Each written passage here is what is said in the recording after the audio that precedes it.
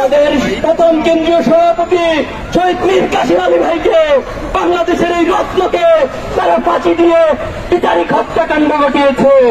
আপনারা যে চেয়ারের উপর বসেছেন, সেই চেয়ার আবু সাঈদ এবং শহীদদের রক্তের উপর বসে আছে।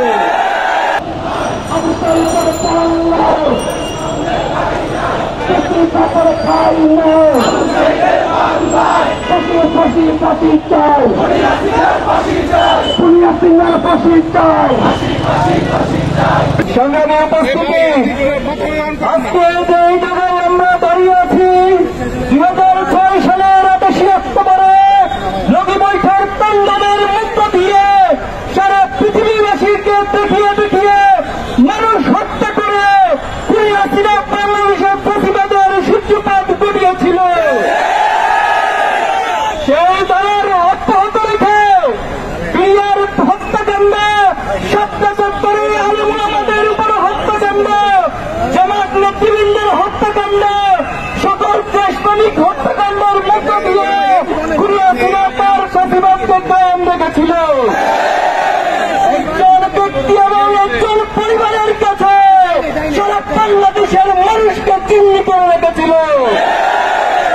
কিন্তু 24 জুলাই আগস্টের বিপ্লবে ছাত্র জনতা রাজপথে নেমে এসে তারা তাদের বুকের তাজা রক্ত ঢেলে দিয়ে বাংলাদেশকে ফ্যাসিবাদ মুক্ত করেছে।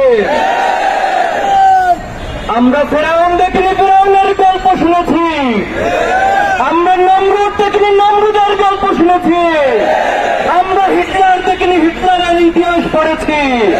কিন্তু এই প্রজন্ম খুনি হাসিনাকে দেখেছে, প্রজন্ম খুনি হাসিনা ফ্যাসিস্ট দোষরদেরকে দেখেছে।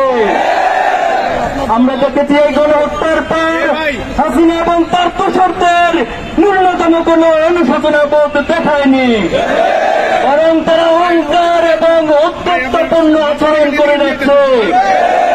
আমরা আজকে এই সমাবেশ থেকে বলতে চাই, শহীদের যে তামান্না নিয়ে ছাত্র জনতা বুকের রক্ত দিয়ে ফ্যাসিবাদ মুক্ত করেছে, বাংলাদেশে অদূর ভবিষ্যতে এই ফ্যাসিবাদকে সহ্য করবে না। সংগ্রামী উপস্থিতি, বিভিন্ন মাধ্যমে ফ্যাসিবাদ ষড়যন্ত্রের চেষ্টা করে যাচ্ছে। আজকে ছাত্র সমাজের যে বিপ্লব, এই বিপ্লবকে বিতর্কিত করার জন্য তারা ষড়যন্ত্র করে যাচ্ছে। সম্প্রতি শিক্ষা প্রতিষ্ঠানগুলিতে ছাত্র সমাজের কাছে এই ষড়যন্ত্রের মাধ্যমে এক ধরনের বিদ্বেষ এবং কনফ্লিক্ট তৈরি করে দিচ্ছে। আমরা ছাত্র সমাজকে এই সমস্ত ষড়যন্ত্রের বিষয়ে সতর্ক থাকার জন্য আহ্বান জানাবো। সরকারের প্রতি উদাত্ত আহ্বান জানাতে চাই, আপনারা রক্তের উপর দাঁড়িয়ে আছেন।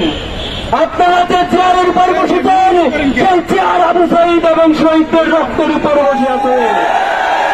এই চেয়ারে বসে ফ্যাসিবাদের পক্ষে যদি কোন ধরনের কার্যক্রম পরিচালনা করেন, এই ছাত্র জনতা তার উত্তম জবাব দিবে। আপনারা অতি দ্রুত বিচারের ব্যবস্থা গ্রহণ করুন। বিচারের ধীরগতি লক্ষ্য করছি আমরা। সেই সাথে মামলা বাণিজ্যের মধ্য দিয়ে এক ধরনের দোষর নব্য ফ্যাসিস্ট আসামিদেরকে জামিন দেওয়ার তথ্য আমরা পেয়েছি। আমরা আবারও বলছি, ছাত্র জনতা কোনোভাবে বসে থাকবে না এই সমস্ত কার্যক্রম থেকে। সংগ্রামী উপস্থিতি, আজকে যে প্রজন্ম, এই প্রজন্মকে আপনারা বোকা ভাববেন না। আমাদের ইসলামী ছাত্র শিবিরকে আদর্শ দিয়ে মোকাবেলা না করে বারবার চেতনার কাজ দিয়ে মোকাবেলা করার চেষ্টা করা হয়েছে। আমাদের প্রথম কেন্দ্রীয় সভাপতি শহীদ মীর কাসেম আলী ভাইকে, বাংলাদেশের এই রত্নকে তারা ফাঁসি দিয়ে বিচারিক হত্যাকাণ্ড ঘটিয়েছে। এই প্রজন্ম সেদিন প্রভাকাণ্ডের মাধ্যমে সেটাকে সহ্য করেছে, কিন্তু আজকের প্রজন্ম আর এই সমস্ত চেতনার কাজকে সহ্য করবে না। আমাদের বুকে আমাদের জননীতে শহীদদের রক্ত বিরাজমান।